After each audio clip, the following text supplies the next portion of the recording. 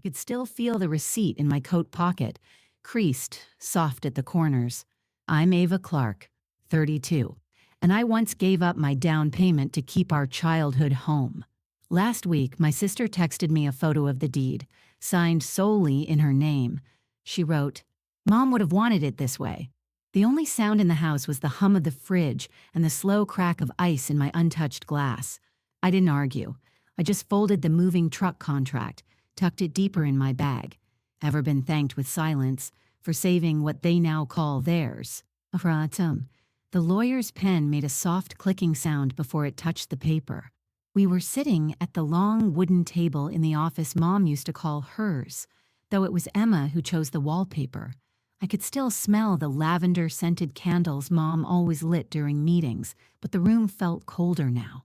Brighter somehow, like someone had opened the windows too wide.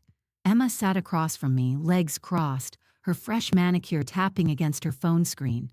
Smiling, effortless. She always knew how to smile at the exact moment people were watching. I kept my coat on. The receipt was still in the pocket, creased, soft at the corners, and older than the last time I'd looked at it. "All right," the lawyer said, sliding the final deed forward. "Everything's been processed. One last signature from you, Emma."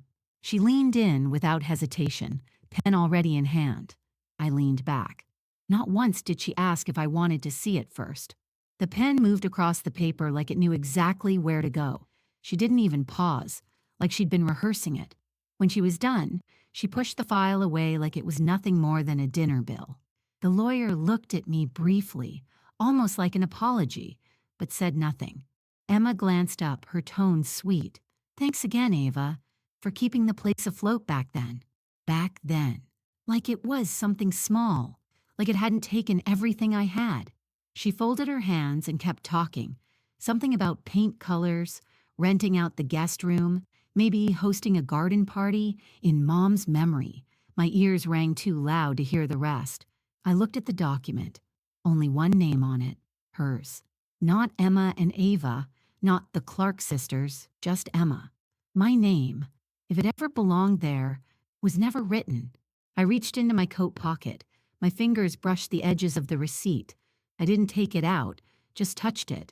Remembered the day I signed that check, the day I told Mom I'd handle it, even if it meant giving up my chance at a home of my own. She cried that day. Emma was in Paris, probably at some gallery opening or rooftop dinner. I looked at her now, still glowing in her tailored coat, gold bracelet catching the light just right. And for a second, I wondered if she even remembered what I gave up. Probably not. The meeting ended fast. A handshake here, a thank you there. Emma didn't offer to walk me out. Outside, the sky was overcast, the kind that makes shadows stretch longer than they should. I stood on the porch Mom used to sweep every Sunday. The wind moved softly, like it was trying to whisper something I already knew. I took a deep breath and pulled the receipt fully from my pocket. Still folded, still mine. She had the house. She had the signature. She even had the story now, the one she would tell at dinners and in front of family we hadn't spoken to in years. But she forgot one thing. She forgot who paid off the house. But I hadn't. I pulled it out slowly, like it might break apart if I rushed. The edges were soft now, folded a dozen times, stained in one corner where it had soaked through my purse lining. The ink was still clear-eyed. Through the numbers, the date, the name of the bank. It was all still there. I stared at the receipt like it could talk back, like it could say, "You mattered, you did this, you saved it." I remember the day I signed that check. The air smelled like rain and sour coffee. Mom was crying in the kitchen, sitting on the floor, clutching a letter from the mortgage company. Emma wasn't home. She was in Barcelona or maybe Paris. I don't remember which. All I know is her Instagram was full of wine glasses and sunsets, while I was wiring money I didn't have to a loan office downtown. "You shouldn't," Mom had whispered, wiping her eyes with the back of her sleeve. But she didn't stop me either, and I didn't hesitate, not for a second. I'd just gotten my bonus that week, barely enough to cover the arrears. I'd been saving it to put a deposit down on a studio apartment, maybe even something with my own kitchen. Instead, I handed it over, signed the form, took the receipt, folded it like a secret, and slid it into my coat pocket. And now, years later, it was still in that pocket, still warm from my palm, still the only proof I ever had that I was the one who kept that house standing. Emma called it keeping the place afloat back then. Like I was a life vest, not a person. Like my sacrifice was temporary alone, not a loss. But the truth was, she never asked what it cost me.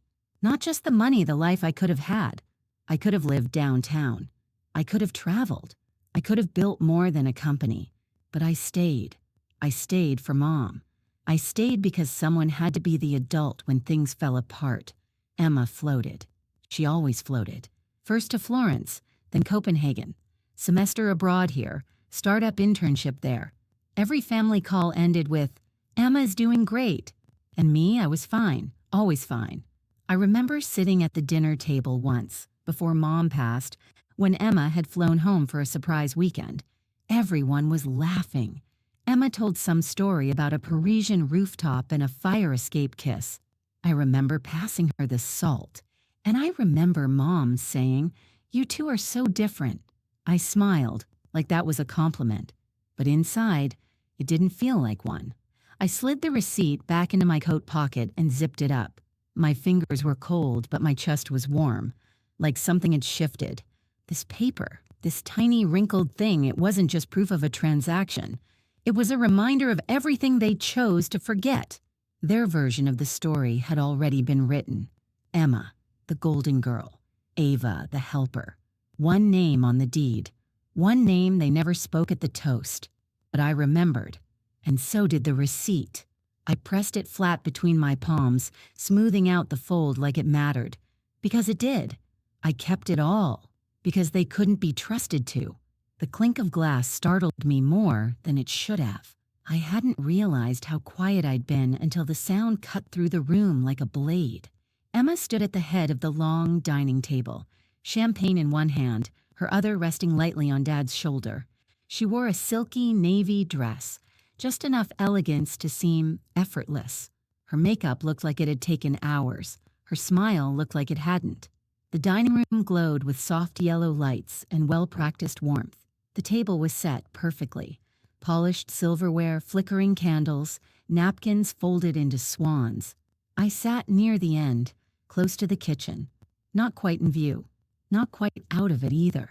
"It's been a hard year," Emma said gently, holding her glass just high enough to gather everyone's attention. "But it's also been a beautiful reminder of what matters most. Family, love, and unity. Unity." She didn't look at me when she said it. I watched the bubbles rise in my untouched champagne flute. I wasn't drinking. Not tonight. I didn't want anything clouding my judgment, not even sugar and fizz. She continued, "Mom would have been so proud of how we've all come together, how we've honored her memory." I heard a guest sniffle. Someone across from me whispered, "She's so strong." Strong. Funny how that word keeps showing up. No one ever says that when you're actually holding something heavy. "She was the one who kept us grounded," Emma said, her voice trembling just enough to feel staged. "And this house, it's proof of that legacy." Everyone raised their glasses. A sea of hands lifted, tears shimmered. And me? I sat still, holding nothing. Not the glass, not a smile, not a single word. No one noticed. Or maybe they did, and just didn't want to ruin the moment. I glanced toward the corner of the room where the family photos used to hang. The wall was bare now, freshly painted. Warm cream instead of the floral wallpaper Mom had clung to for years. I remembered taping that wallpaper up with her, hands sticky from the paste, her humming a Sinatra song under her breath. Now the room looked like a showroom. Someone said, "Emma, that was beautiful." Another leaned in. "You're exactly who she raised you to be." And still, nothing. No mention, no nod. No quiet acknowledgement that I was there when things fell apart. That I was the one who handed over the check. That I was the one who stayed. The table buzzed with praise, small talk, refills. I reached for the flute out of habit. Cold, perfect, untouched. I held it to my lips but didn't drink. Instead, I glanced down the table, past the curated florals, past the softened lighting. Emma was laughing now. Her voice rose above the others. She was telling a story about Mom burning a pie, how they both ended up eating ice cream straight from the tub. Everyone laughed. I didn't, because I was the one who cooked dinner that night. I remembered Emma wasn't even home. But no one cared about that detail. It didn't fit the version they preferred. The night moved on. Forks scraped plates. Bottles popped. Toasts came and went. And through it all, I said nothing. No one asked me to. That was the thing about silence. Once it settled, people learned to talk around it. Later, as I slipped on my coat, Emma caught my eye. Leaving already? I smiled. It was the kind of smile you wear like armor. Early day tomorrow. She nodded, then turned back to her friends. No hug. No thank you. No, I couldn't have done it without you. But I didn't need it, because I knew. And she knew. And that would be enough, for now. I stepped outside into the cool night air. The wind brushed against my face like a reminder. Not harsh, just there. I walked to my car slowly, the sound of laughter still echoing behind me. I wasn't part of the story they were telling, even though I built it. The door creaked open just like it used to. Same worn handle. Same soft groan from the hinge. And the same sigh I always let out when I stepped inside. My old room looked exactly like I'd left it. The blue walls hadn't faded much. My bookshelf still leaned slightly to the right, weighed down by old novels and high school trophies. A dusty track medal still hung from the lamp. The dresser, the one I'd fixed myself with wood glue and 2 mismatched screws, sat beneath the window, just like it always had. Everything was still here, except me. I dropped my overnight bag near the bed, sat down slowly and ran my hand across the quilt. Mom had sewn it herself, stitch by stitch. I used to trace the pattern with my finger when I couldn't sleep. I guess muscle memory doesn't forget. From downstairs, I could hear voices, laughter, the clink of wine glasses, soft music floating up through the vents. Emma was entertaining again. Of course she was. The woman who'd barely shown up during Mom's chemo now couldn't stop filling the house with guests and speeches. I tried not to listen, but it was like the sound curled under the door and slipped into the room anyway. She's amazing, someone said, muffled but clear enough. I don't know how she does it all, someone else replied. I stared at the ceiling. I used to tape college brochures up there. Brown, UCLA, Rice. Most of them never left the room. Because life happened instead. Because bills needed paying. Because someone had to stay. Emma had always been the flyer. And me? I held the string. I got up and opened the closet. Still full. My old coat with the missing button. A pair of beat-up ballet flats. Even the prom dress I never wore. I'd bought it on sale after Mom told me she wasn't feeling well enough to go dress shopping. That year, Emma had borrowed something glittery from a friend in Paris. I took a shaky breath and sat back down. The house smelled the same. Lavender and furniture polish. It smelled like childhood, like responsibility, like sacrifice. I closed my eyes and let the quiet wrap around me. But the noise downstairs kept pushing against it. Laughter. Glass tapping glass. Emma's voice rising, always a little louder than it needed to be. For a second, I imagined walking down there, standing in the middle of the living room, saying just one line. I'm the reason you still have this house. But I didn't move. Because what would be the point? People don't like truth when it interrupts their version of the story. So I lay back on the bed. The ceiling looked higher now. Or maybe I just felt smaller. A long crack ran along the far corner, faint but visible in the dim light. I didn't remember it being there before. Maybe it had always been there, quietly spreading, and I just hadn't noticed. Like most things in this house. I turned onto my side, staring at the dresser drawer where I'd once kept every report card, every birthday card from Mom. I wondered if they were still there. I didn't check. Instead, I reached for my phone, scrolled past Emma's latest Instagram post, her standing by the fireplace, captioned, "So full of gratitude, so full of love." I locked the screen. Downstairs, they started another toast. Voices overlapped. Someone mentioned Mom again. Emma giggled and said she'd be proud of us. Us. That word again. I closed my eyes. The laughter didn't stop, but I didn't need it to. because somewhere between the first toast and the untouched champagne, I'd started packing. Not my suitcase, not my clothes. Something else. Something deeper. I started packing before I realized I'd already left. The kitchen was dark, except for the clock's faint green glow.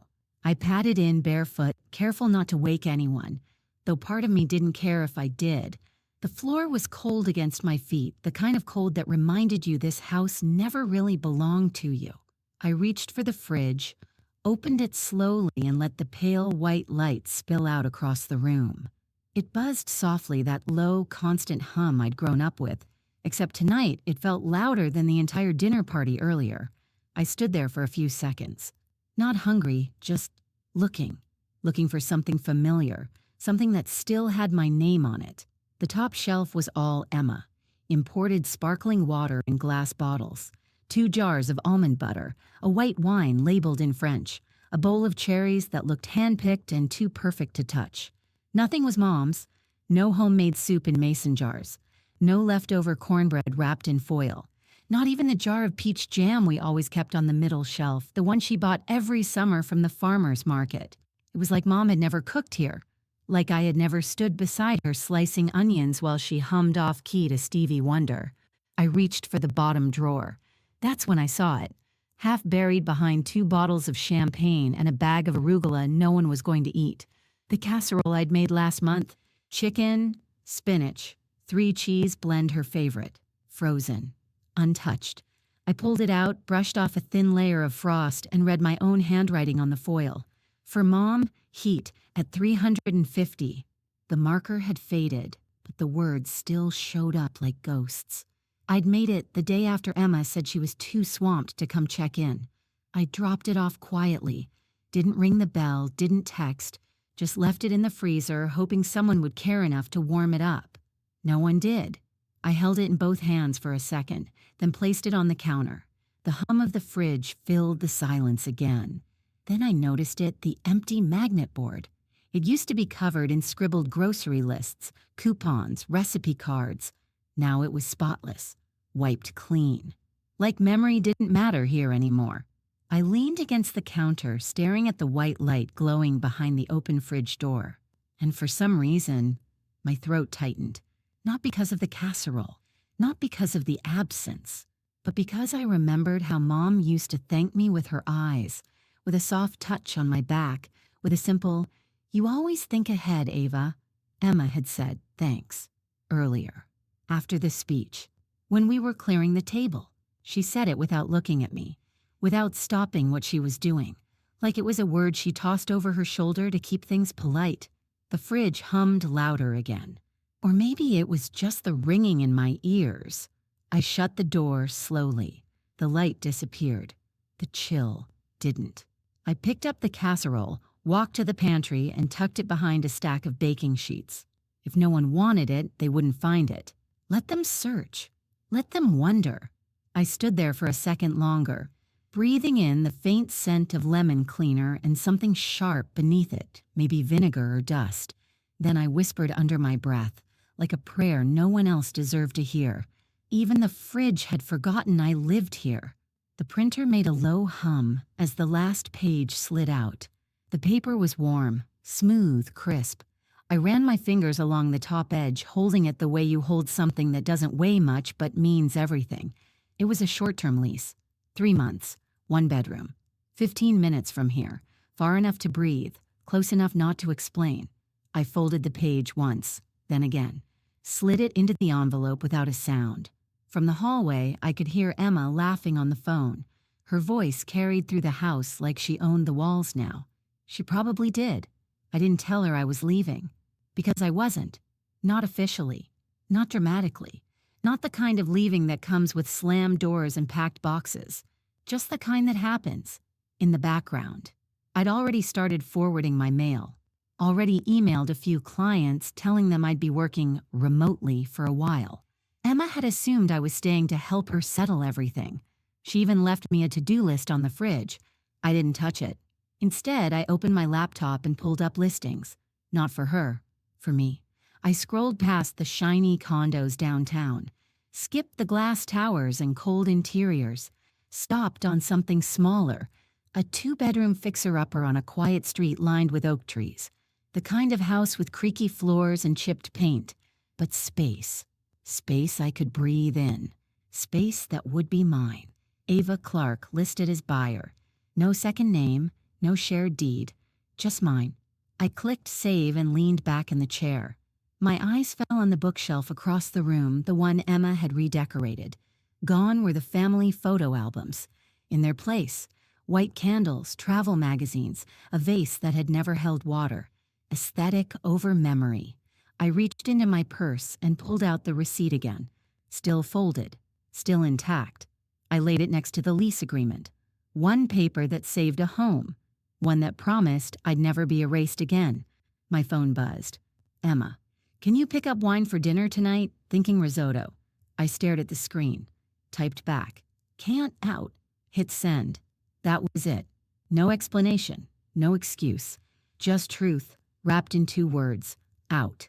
Out of the house. Out of the role. Out of the part she kept writing me into without asking. I walked downstairs. She didn't even look up. Need anything while you're out? She asked, her voice light, distracted. I smiled. No, I'm good. She nodded and turned back to her tablet. Like I was exactly who she thought I was. Still here. Still hers. But I wasn't. I stepped outside. The sun was low that golden hour where shadows stretched long and soft across the driveway. The air smelled like rosemary and something faintly burning in the neighbor's grill. I didn't rush, didn't slam the door, didn't leave a note, because some exits don't need noise. They just need intention. I slid into the car, buckled my seatbelt, and pulled out slowly. No music, no calls. Just the sound of my own breath settling into something I hadn't felt in a long time. Relief. I glanced at the envelope in the passenger seat. The lease. The beginning. She kept the house. I kept my silence. But not forever. It was thick, cream-colored. The kind of paper that made you feel poor just touching it. I knew it was hers before I turned it over. The handwriting was flawless. The ink a soft, expensive gold. And yet, it felt like holding a knife that had learned how to smile. I opened it slowly, not because I cared about creases, but because I needed to know how deep it would cut. There it was, a wedding invitation. Emma Clarke, Nolan Whitmore, together with their families. I paused. Their families. No mention of Mom. No mention of me. The invite was full of soft florals, scripted names, and empty words. You are cordially invited to a celebration of love, growth, and new beginnings. I let the paper fall against the table. The RSVP card slipped out next, already filled in. Checked box. Attending. Will sit front row. I didn't check that box. I hadn't even been asked. And yet there it was, a role already assigned to me. One more performance in a show I didn't audition for. The card even had my name printed. Ava Clarke, no +1. No honored guest. No speech request. No line saying, we couldn't have done this without you. Just an empty seat with a view. I leaned back in the chair, staring at the RSVP like it was a test I never meant to take. There was a time, a long time ago, when Emma used to scribble Big Sister on birthday cards. When she asked me to tie her shoes and braid her hair before school. When she told me I was her favorite person. That was before Paris. Before boyfriends with trust funds. Before she decided that charm could be currency and truth just clutter. I stood up, walked to the kitchen and poured a glass of water. Held the rim of the glass to my lips but didn't drink. The RSVP card sat quietly on the table, smug in its silence. She wasn't asking me to be part of her day. She was reminding me where I stood close enough to watch, but far enough not to matter. That's what this was. Not an invitation, a message, a performance, one where she got applause, and I got seating instructions. The fridge hummed again. The light above flickered once and settled. I reached into the drawer beside the oven and pulled out a pen. Clicked it once. I stared at the RSVP card, the gold ink, the scripted box, the empty decision that had already been made for me. Then slowly, quietly, I crossed out the checkmark, wrote in block letters, declined, But thank you for the reminder. I slipped it back in the return envelope, sealed it shut, and left it on the counter. The same way I'd left everything else in this house, with silence, with care, and with one final underline of truth. I wouldn't be at the wedding. I wouldn't watch her smile for cameras that didn't know what she cost. I wouldn't sit front row while they clapped for the girl who took everything and thanked no one, because she'd forgotten something. I was still holding the pen. There was a "for sale" sign on the front lawn. White background, black serif lettering, polished, elegant, expensive looking, like everything Emma touched. Like everything I once held together with tape, sweat, and too many quiet sacrifices. Open house, Sunday, 1:04 p.m. The date circled in red on her public flyer. She didn't send it to me, but I saw it anyway. I showed up at 2:17, just late enough to be invisible but early enough to watch it all unfold. The driveway was full. Cars I didn't recognize. A couple with matching sweaters stood by the porch, sipping coffee from branded travel mugs. Inside, the smell of fresh lilies and lemon cleaner wrapped around me the moment I stepped in. Emma's touch. Gone were the family photos. Gone was Mom's humming from the kitchen, the framed cross-stitch that once read, "Love lives here." In their place, a generic painting of a beach, white candles, and silence, the kind of silence that felt rehearsed. A young real estate agent smiled as I entered. She had perfect teeth and a clipboard. "Welcome in," she said. "Feel free to walk around." I nodded politely and stepped further inside. The hallway looked longer, the walls freshly painted beige, like Emma's personality when she was trying to impress. I ran my fingers along the edge of the console table near the stairs. It used to hold keys. Now it held a minimalist bowl filled with green apples that weren't real. In the living room, a couple whispered about square footage. I moved toward the kitchen. That's where I paused, because that's where Mom used to keep the recipe box. It was gone now, replaced by a glossy tray with stemless wine glasses and a bottle of Prosecco no one had opened. I heard the agent behind me chatting with someone by the fridge. "Built in the 60s, she said, "but totally modernized. One family owned. It's got a lot of history." I turned. "Did they mention who paid off the mortgage?" I asked. The agent blinked. Sorry?" I smiled gently, just wondering if the listing says who made the final payment. Sometimes buyers like to know that sort of thing. She hesitated. I'm not sure. I think the younger daughter inherited it recently." "Interesting," I said, nodding, because from what I remember, she was in Florence when the final check was written. A silence followed. Not long, just long enough to stain the air. The couple by the fridge turned slightly. I moved again, brushing past a vase of white roses. Too many petals, too few roots. In the dining room, I paused beside the long mahogany table. Emma had added fake name cards for atmosphere. She'd always been good at surface. A woman next to me said, "It's lovely, isn't it?" I nodded. Yes, my mom loved this table. We used to polish it together every Saturday. With lemon oil, took hours. The woman smiled politely. "I'm Ava," I said softly. "The one who paid the final 4 years of the mortgage while Emma was finishing grad school." More silence. This time it stuck to the walls. "I didn't know that," she said. "Most people don't," I replied. I gave her a small smile and stepped away. By the time I reached the staircase, the agent was whispering into her phone. I didn't need to hear the words. I already knew the tone. Emma would hear about it soon. That her sister showed up. That she said things, soft things, precise things that couldn't be called lies. Just inconvenient truths. I didn't wait to be asked to leave. I walked out the same way I came in. Quiet, composed. But before I stepped off the porch, I turned back one last time. The house looked perfect. Fluffed pillows, fresh paint, trimmed hedges. But underneath all that, memories no one had permission to sell. If she could sell the past, I could sell the truth.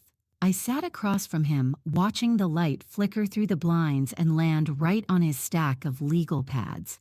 The office was quiet, warm. Too still, the kind of stillness that meant something important was about to happen. "Do you have it?" he asked gently. I slid the envelope across the desk. It wasn't thick, Just a few documents, my email threads with the bank, the cleared checks, and the scanned image of the mortgage receipt. He didn't say anything for a long moment, just read. His eyes moved like a slow scan left to right, page to page, and every second stretched like elastic in my chest. Then he exhaled. Not surprise, not disbelief, recognition.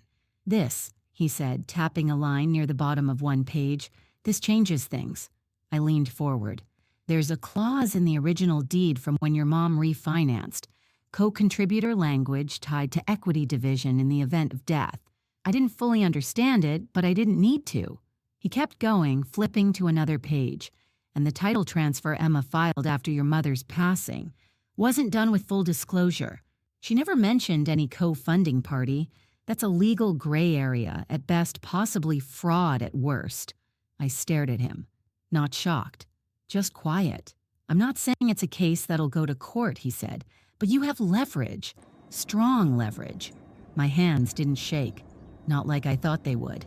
Instead, I felt something else. Stillness. Control. The weight of years folding into this one moment and finally tipping in my favor. She moved fast, I said. She moved illegally, he corrected. Or at least unethically, and it's provable. He leaned back in his chair. You don't have to use it, but just know, you could. I nodded. I know. We shook hands. He said he'd email a full summary. I thanked him, walked out and stepped into the elevator alone. As the doors closed, I looked at myself in the metal paneling. Still Ava. Same eyes. Same silence. But this time, the silence wasn't powerless. I was halfway home when the call came. Blocked number. I answered without thinking. Ava? It was Nolan Emma's fiancé. His voice was tight, clipped, like someone trying not to raise it too loudly in a public place. We heard you've been talking to someone, he said carefully. A lawyer. I didn't say anything. We didn't know about the payments. Emma said. He stopped himself. I let the pause hang. Let it stretch. I just want to understand what your intention is here, he finally asked. My intention? I said softly. He waited. I exhaled slowly. My intention is simple. I glanced out the window. A mother was crossing the street with a toddler in one hand and groceries in the other. She looked tired, but steady. I kept the house standing when no one else could, I said. I didn't ask for anything. Not then. Not even now. Ava, look, it's just, there's a wedding coming up and I'm not stopping it, I interrupted. But I'm not disappearing either. More silence. Then, what do you want? I smiled, but it didn't reach my voice. I want her to remember how the roof stayed over her head while she danced in Milan. He didn't respond. I want her to stop rewriting the story like she built the house she lives in. He sighed. We could talk more, maybe, in person. No need, I said. I said what I needed to. I hung up before he could answer. Tossed the phone onto the passenger seat. The sun was starting to set, the kind of golden light that makes everything look softer than it really is. I watched it pour across the dashboard, and I whispered to myself no one else deserved to hear it. She made it hers too early, and I never gave it up. The rehearsal dinner was held at a vineyard with too much glass and not enough warmth. Everything glittered: chandeliers, silverware, teeth.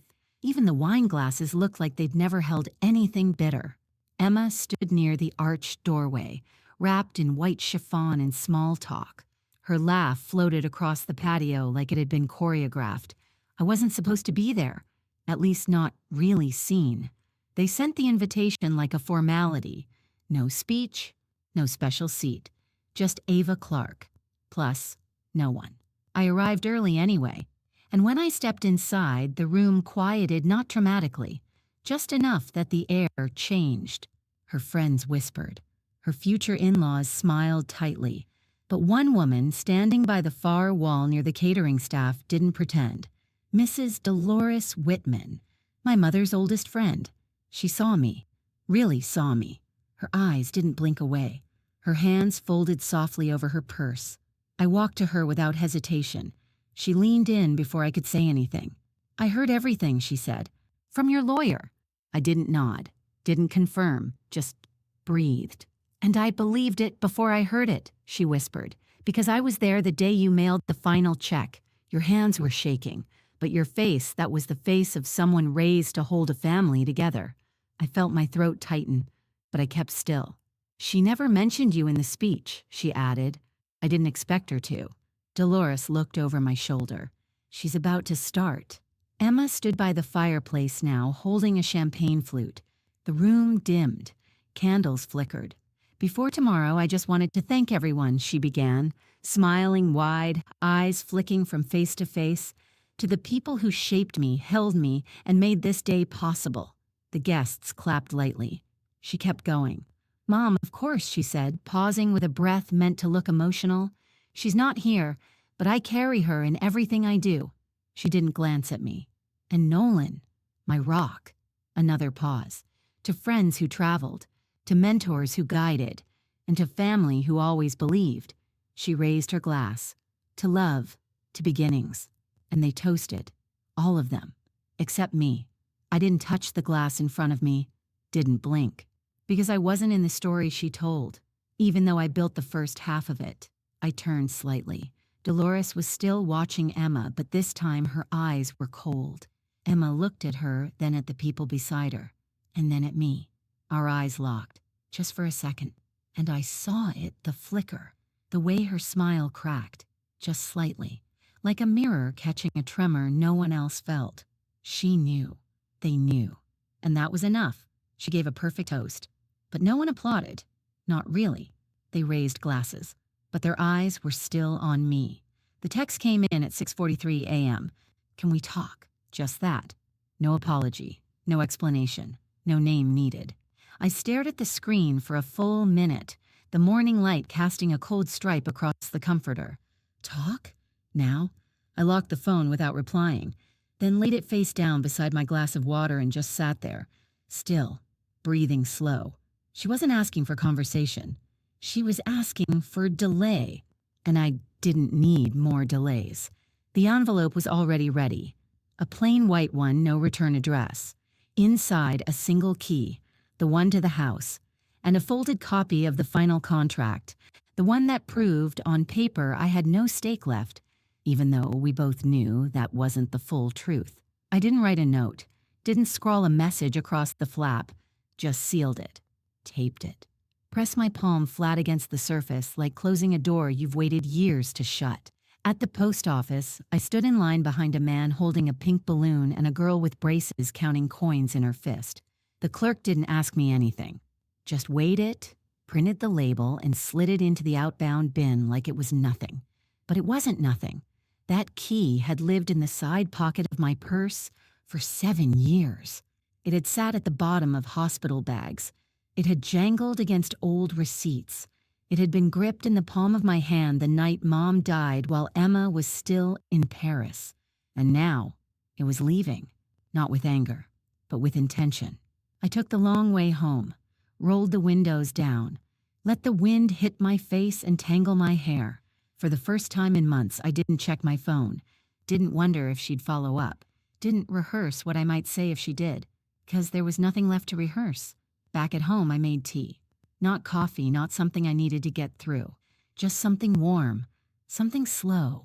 I sat on the balcony, toes curled against the concrete, and watched the city move on without asking me to race it. Somewhere, maybe Emma was staring at that envelope. Maybe she was shaking it, hoping for a note, a message, a last jab, a line she could fight against. But I hadn't given her one, because this wasn't about making her feel guilty. It was about making her feel seen, without needing to be near her at all. She wanted to talk. This was my answer. A key she didn't expect. A silence she couldn't unhear. Some things you let go. Others, you let them feel. You let go. The first step inside felt like a whisper. No one had ever called my name in this house. No voices lived in its walls. No memories clung to the windows. It didn't smell like anything. Just clean wood and paint. And for the first time in years, that was a gift, not an absence, a beginning. I walked in barefoot, let my feet touch the floor without apology. The living room was still mostly empty. A rolled-up rug leaned against the wall. The couch I ordered hadn't arrived. There were no shelves, no family photos, no dining chairs yet. But I had keys, and quiet, and ownership that no one could rewrite. I opened a box near the hallway. Inside was one thing, a simple black frame. I carried it to the mantel, the only finished piece of the house. A small wooden shelf above a fake fireplace, not even connected yet. And I placed it there. The receipt, yellowed at the corners, creased in the middle, the proof of the day I gave up everything to keep a roof over someone else's head. Not to gloat, not to remind, but to remember that I did it. And survived it. Without anyone watching, without anyone clapping.